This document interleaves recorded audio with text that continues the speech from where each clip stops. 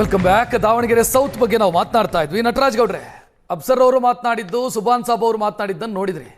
ಬಿಜೆಪಿಯ ಹೆಸರು ಹೇಳಿಕೊಂಡು ಎಷ್ಟು ದಿನ ಅಂತ ಹೆದರಿಸ್ತೀರಿ? ಆ ಕಾಲ ಹೋಯ್ತು.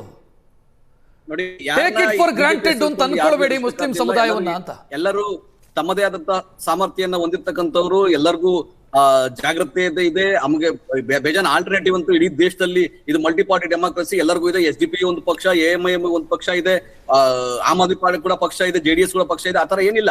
ಯಾರನ್ನು ತೋರಿಸಿ ಎದುರಿಸಬೇಕಾದಂತ ಇಲ್ಲ. ಬಿಜೆಪಿನಲ್ಲೂ ಮುಸ್ಲಿಂ ಮಂಚ್ ಅಂತ ಇದೆ, ಮುಸ್ಲಿಂ RSS ಅಲ್ಲೂ RSS ಮಂಚ್ ಅಂತ. ಆದರೆ ಇದು ಬೇಕು ಅಂತ ಮಾಡ್ಕೊಂಡಿರೋ ಎಡವಟ್ಟಲ್ಲೋ ನಿಮ್ ಪಾರ್ಟಿ.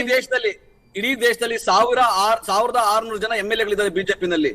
ಒಬ್ಬ ಮೈನಾರಿಟಿ ಶಾಸಕ ಇಲ್ಲ. ಇಡೀ ದೇಶದಲ್ಲಿ ಕಾಂಗ್ರೆಸ್ ಅಲ್ಲಿ 600 ಶಾಸಕರು, 650 ಶಾಸಕರಿದ್ದಾರೆ. ಅದರಲ್ಲಿ 80 ಜನ ಶಾಸಕರು ಇಡೀ ದೇಶದಲ್ಲಿ ಕಾಂಗ್ರೆಸ್ ಅಲ್ಲಿ ಇದ್ದಾರೆ. 10% ಗಿಂತ ಜಾಸ್ತಿ ಇಡೀ ದೇಶದಲ್ಲಿ, ಹೌದು, ಅದ್ರ 10% ಜಾಸ್ತಿ ಅವ್ರ ರಿಪ್ರೆಸೆಂಟೇಷನ್ ಇದೆ. ಕರ್ನಾಟಕದಲ್ಲೂ 9 ಜನ MLA ಗಳಿದ್ದಾರೆ, 4 ಜನ MLC ಗಳಿದ್ದಾರೆ, ಒಂದು ರಾಜ್ಯಸಭಾ ಇದ್ದಾರೆ, ಸ್ಪೀಕರ್ ಇದ್ದಾರೆ, 2 ಮಂತ್ರಿಗಳಿದ್ದಾರೆ. ನಾವು ಅವಕಾಶಗಳನ್ನ ಗೌರವಯುತವಾಗಿ ಪಕ್ಷ ಸಾಮಾಜಿಕ ನ್ಯಾಯದಲ್ಲಿ ಕೊಡುತ್ತೆ, ನಂಬಿಕೆಯಿಂದ ಕೊಡುತ್ತೆ. ಆದರೆ ಒಂದೇ ಒಂದು ಕ್ಷೇತ್ರದಲ್ಲಿ ಕೊಟ್ಟಿಲ್ಲ ಅನ್ನೋ ಕಾರಣಕ್ಕಾಗಿ ಅವ್ರನ್ನ ದುರುಪಯೋಗ ಮಾಡ್ಕೊಂತಾರೆ, ವೋಟ್ ಬ್ಯಾಂಕ್ ಮಾಡ್ಕೊಂತಾರೆ ಅಂತ ಹೇಳಿಕೆ ಕೊಡೋದು ಅವರ ವೈಯಕ್ತಿಕ ಹೇಳಿಕೆಗಳು, ಮತ್ತೆ ಕೆಲವು ರಾಜಕೀಯ ಹೇಳಿಕೆಗಳು. ಅಫ್ಸರ್ ಅವರು ಮಾತನಾಡಿದ್ರು, ಓಕೆ, ಅವ್ರ ಪಾರ್ಟಿ ಬೇರೆ. ಸುಭಾನ್ ಅವರು ನಿಮ್ದೇ ಪಾರ್ಟಿಯವ್ರಿ, ನಿಮ್ದೇ ಪಾರ್ಟಿಯವರು. ಸಾದಿಕ್ ಪೈಲ್ವಾನ್ ನಿಮ್ದೇ ಪಾರ್ಟಿಯವರು. ಅಫ್ಸರ್ ಅವ್ರು ಬಿಡಿ, ಅವ್ರು ರಾಜಕೀಯವಾಗಿ ಬೇರೆ ಪಕ್ಷದವರು. ಐ ಅಗ್ರಿ, ನಾನು ಇಲ್ಲ ಅಂತ ಹೇಳ್ತಿಲ್ಲ. ಈಗ ಡಾಕ್ಟರ್ ಸೈಯದ್ ನಜೀರ್ ಹುಸೇನ್ ಅವರು ಲೋಕಸಭಾ ಟಿಕೆಟ್ ಕೇಳ್ತಾ ಇದ್ರು, ಅವ್ರು ಸಿಕ್ಕಿಲ್ಲ, ಅವ್ರಿಗೆ ರಾಜ್ಯಸಭಾ ಕಳಿಸಿದ್ರು. ಜಬ್ಬಾರ್ ಅವರು ನಾನು MLA ಆಗ್ಬೇಕು ಅಂತ ಅವಕಾಶ ಕೇಳ್ತಾ ಇದ್ರು, ಅವ್ರಿಗೆ MLC ಆದ್ರು. ಸಲೀಂ ಅಹಮದ್ ಅವರು MP ಆಗ್ಬೇಕು ಅಂತ ಕೇಳ್ತಾ ಇದ್ರು, ನಿಂತಿದ್ದು ಸೋತ್ರು, ಅವ್ರು MLC ಆಗಿ ಚೀಫ್ ವಿಪ್ ಆಗಿದ್ದಾರೆ. ಈ ಅವಕಾಶಗಳು ಎಲ್ಲರೂ ಮುಗ್ದೋಗ್ತದ? ಅವಕಾಶಗಳು ನಿಂತೋಗ್ತದ?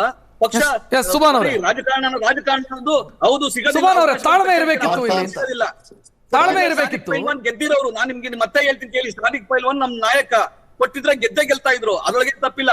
ಸಿಕ್ಕಿಲ್ಲ ಅನ್ನೋ ಕಾರಣಕ್ಕಾಗಿ ಬೇರೆ ಅವಕಾಶಗಳಿಲ್ಲ, ಸಿಕ್ಕಿಲ್ಲ ಅನ್ನಕ್ಕಾಗಿ ಪಕ್ಷ ಮೋಸ ಮಾಡ್ಬಿಡ್ತಾನಕ್ಕಾಗೋದಿಲ್ಲ. ಸುಭಾನ್ ಅವರೇ ತಾಳ್ಮೆ ಬೇಕಿತ್ತು ಸರ್. ನೀವು ಹೇಳ್ತಾರೋ ಕೊಡುವಂತ ಅವಕಾಶ ಈ ಅಲ್ಪಸಂಖ್ಯಾತರಿಗೆ ಬೇಕಾಗಿಲ್ಲ ಸರ್. ನಾವು ಶಾಸಕರಾಗ್ಬೇಕು, ನಾವು ವಿಧಾನಸಭೆಗೆ ಹೋಗ್ಬೇಕು, ನಮ್ದೇ ಆದ ಒಂದು ಇದಿದೆ. ಯಾಕೆ ನೀವೆಲ್ಲ ವಿಧಾನಸಭೆದಲ್ಲಿ ಕುತ್ಕೋಬೇಕು, ನಾವು ವಿಧಾನಸಭೆಗೆ ಹೋಗಬಾರ್ದು. ನೀವು ಸಣ್ಣ ಪುಟ್ಟ ಕೊಟ್ರು ಯಾವ ಚೇರ್ಮನ್ಗಳು ಅವು ರಾಜ್ಯಸಭಾ ಮೆಂಬರ್ MLC ಸಣ್ಣ ಪುಟ್ಟನಾ? ಸುಭಾನ್ ಸಾಬ್ ಅವರೇ ಅಲ್ಲ, ರಾಜ್ಯಸಭಾ ಸ್ಪೀಕರ್ ಮಾಡಿದ್ದಾರೆ, ಸಣ್ಣ ಪುಟ್ಟ ಅವಕಾಶ. ಮಿನಿಸ್ಟರ್ ಇದ್ದಾರೆ, ಸಣ್ಣ ಪುಟ್ಟ ಅವಕಾಶ. ಕೊಟ್ಟಿರೋದು ದಾವಣಗೆರೆ ಲಿಮಿಟ್ ಅಲ್ಲಿ ಹೇಳ್ತಾ ಇದೀನಿ ನಾನು. ನೀವು ಕೊಟ್ಟಿರೋದು ರಾಜ್ಯ ಮಟ್ಟದಲ್ಲಿ ನೀವು ಕೊಟ್ಟಿದಾರ, ಅವ್ರು ದುಡ್ದಿದಾರ, ಅವ್ರಿಗೆ ಕೊಟ್ಟಿದ್ದೀರಾ. ನೀವು ನಮ್ಮ ಪಕ್ಷ, ಈ ಕಾಂಗ್ರೆಸ್ ಪಕ್ಷ ಅವ್ರಿಗೇನು ಇದು ಮಾಡಿಲ್ಲ, ಅವ್ರು ಅಷ್ಟು ದುಡ್ದಿದ್ದಾರೆ, ಅದಕ್ಕೆ ಕೊಟ್ಟಿದ್ದೀರಾ. 30 ವರ್ಷದಿಂದ ದಾವಣಗೆರೆಗೆ ಇಲ್ಲಿ ಬರೀ 4 ಮುಸಲ್ಮಾನರಿಗೆ ಅಷ್ಟೇ ಕೊಟ್ಟಿದ್ದಾರೆ. ದೂಡ 2, ಒಂದು ಮೇಯರ್, ಒಂದು ಕಾರ್ಪೊರೇಷನ್ ಅಧ್ಯಕ್ಷರು. ಇದು 4 ಬಿಟ್ಟು 30 ವರ್ಷದಲ್ಲಿ ಹೊರತುಪಡಿಸಿ ಯಾವುದೇ ಮುಸಲ್ಮಾನರಿಗೆ ಏನೂ ಇವ್ರು ಕೊಟ್ಟಿಲ್ಲ. ಎಸ್ ಅಫ್ಸರ್ ಅವರೇ, ಈಗ ಮುಸ್ಲಿಂ ಸಮುದಾಯಕ್ಕೆ ಅನ್ಯಾಯ ಆಗಿದೆ ಅನ್ನುವಂತ ಭಾವನೆ ಇದೆಯಲ್ಲ, ಅದು ನಿಮಗೆ ಮತವಾಗುತ್ತೆ ಅಂತ ಹೆಂಗ್ ಭಾವಿಸ್ತೀರಿ ತಾವು? ನಾನು ಕಳೆದ ಬಾರಿಯ ಡೀಟೇಲ್ ನೋಡ್ತಾ ಇದ್ದೆ. SDPIಗೆ ಬಂದಿದ್ದೆ 1300 ಓಟಲ್ಲಿ. ಸರ್, ಕಳೆದ ಬಾರಿಗೆ ಈ ಬಾರಿಗೆ 3 ವರ್ಷದ ಡಿಫ್ರೆನ್ಸ್ ಇದೆ. ಈ 3 ವರ್ಷದಲ್ಲಿ ಬಹಳಷ್ಟು ರಾಜಕೀಯ ಸ್ಥಿತ್ಯಂತರಗಳು ನಡೆದಿವೆ. ಇಲ್ಲಿ ಒಂದು ಸಮುದಾಯದ ವಿಚಾರಕ್ಕಿಂತ ನಾನೇನು ಹೇಳ್ತಾ ಇದ್ದೀನಿ, ಗಂಡ ಹೆಂಡತಿ ಜಗಳದಲ್ಲಿ ಕೂಸು ಬಡವಾಯ್ತಂತೆ. ಈ ಕ್ಷೇತ್ರದಲ್ಲಿರುವಂತಹ ಮತದಾರರು ಹಾತೊರಿತಾ ಇದ್ದಾರೆ ಸರ್. ಈ ಕ್ಷೇತ್ರವನ್ನು ನಾನು ಸುತ್ತಾಡಿದ್ದೇನೆ. ಒಂದು ಡಿಗ್ರಿ ಕಾಲೇಜ್ ಇಲ್ಲ, ಒಂದು ಇಂಜಿನಿಯರಿಂಗ್ ಕಾಲೇಜ್ ಇಲ್ಲ, ಒಂದು ಎಂಪ್ಲಾಯ್ಮೆಂಟ್ ಸೆಂಟರ್ ಇಲ್ಲ. ಗವರ್ನಮೆಂಟ್ ಆಫೀಸ್ಗಳೆಲ್ಲ ನಾರ್ತ್ ಕ್ಷೇತ್ರಕ್ಕೆ ಹೋಗ್ತದೆ. ಇಲ್ಲಿ ಶಿಕ್ಷಣ ಮಾಫಿಯಾ ಇದೆ, ಇಲ್ಲಿ ಮೆಡಿಕಲ್ ಮಾಫಿಯಾ ಇದೆ. ಇವರಿಗೆಲ್ಲ ಒಂದು ಏನಾದ್ರೂ ಒಂದು ಬಿಡುಗಡೆ ಭಾಗ್ಯ ಬೇಕಲ್ಲ ಸರ್. ಈಗ ಸಾದಿಕ್ ಪೈಲ್ವಾನ್ ಅವರು ಅವರ ವೈಯಕ್ತಿಕ ಹಿತಾಸಕ್ತಿಗೆ ಧಕ್ಕೆ ಆಗಿದಂತ ಫೀಲ್ಡ್ ಅಲ್ಲಿ ಇದ್ದಾರೆ. ಅವರು ಕಾಂಗ್ರೆಸ್ ಅಂತ ಹೇಳಿ ಅವರೇ ಹೇಳ್ಕೊಂಡಿದ್ದಾರೆ ಮೀಡಿಯಾದಲ್ಲಿ. ನಾಳೆ ಯಾಕೆ ಅವರು ಸಿದ್ದರಾಮಯ್ಯನವರು ಅಥವಾ ಯಾರು DK ಶಿವಕುಮಾರ್ ಅವರು ಬಂದ್ರೆ ಯಾವಾಗ ಬೇಕಾದ್ರೂ ಮತ್ತೆ ಕಾಂಗ್ರೆಸ್ ಪಾಳ್ಯಕ್ಕೆ ಹೋಗ್ಬೋದಲ್ವಾ? ಯಾಕಂದ್ರೆ ಅವರಿಗೆ ಬೇಕಾಗಿರುವಂತ ನಿನ್ನೆ ಕೂಡ ಅವರು ಬೇಕಾಗಿತ್ತು. ಯಾರೋ SDPIನ ಸ್ಪರ್ಧೆ ಇನ್ನು ಕಾದು ನೋಡುವ. ದಿಲೀಪ್ ಕೊನೆಯದಾಗಿ ಸರ್ ನೋಡಿ, ಈಗ ಸುಭಾನ್ ಅವ್ರದ್ದು ಮಾತು ಕೇಳಿಸ್ಕೊಳ್ತಾ ಇದ್ದೆ, ಮತ್ತೆ ಪೈಲ್ವಾನ್ ಅವ್ರ ಮಾತನ್ನು ನಾನು ಕೇಳಿಸ್ಕೊಂಡಿದ್ದೆ.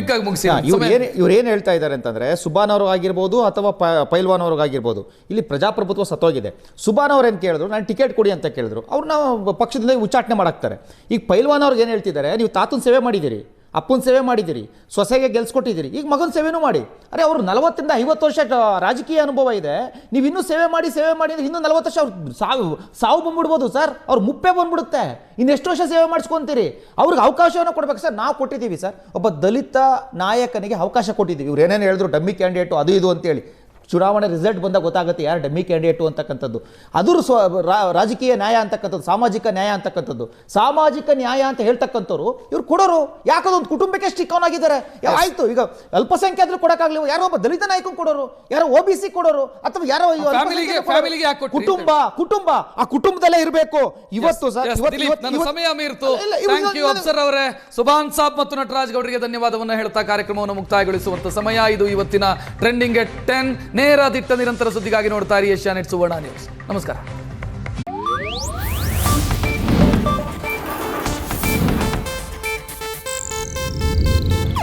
ಇದು ಏಷ್ಯಾನೆಟ್ ನ್ಯೂಸ್ ನೆಟ್ವರ್ಕ್ ಪ್ರಸ್ತುತಿ.